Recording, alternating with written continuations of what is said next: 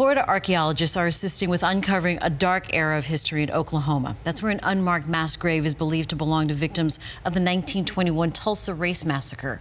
Fox 4's Sandra Rodriguez spoke with some of our Florida team. In the search for victims of the 1921 Race Massacre in Tulsa, Oklahoma. Well, right now we're at about 11, but we're still scratching at, we're trying to outline all of the burials. Archaeologists discovered a mass unmarked grave of coffins containing human remains Wednesday. Those remains found in an area of Oaklawn Cemetery where records show at least 18 African-American victims were buried. It's not like that idea of every single coffin is next to another coffin and there's plenty of space in between them. And no, this was a crowded trench. Experts not yet confirming if the remains belong to massacre victims. Extensive testing still needs to be done. They're in the right location. They're in a mass grave, so that meets two of our points of narrative. But, the final point is their trauma. The horrific massacre took place nearly 100 years ago when a mob of white residents attacked a predominantly African-American neighborhood, destroying buildings and homes and killing hundreds of people. I didn't grow up in Tulsa.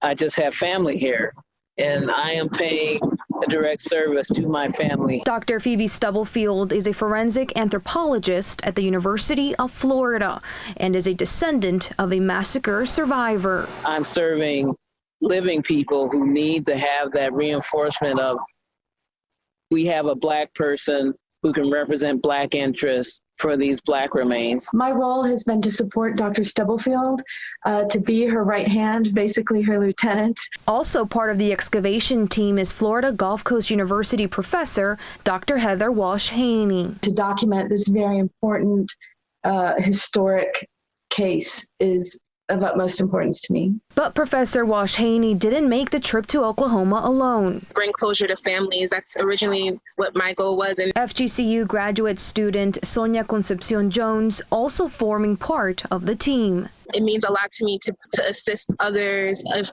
the same community as myself, give them closure and give them, vindication for what they have felt all this time. The team says this is as far as they will dig for now. With cold weather approaching, they want to preserve the remains that aren't in the best condition. In Lee County, Sandra Rodriguez, Fox 4.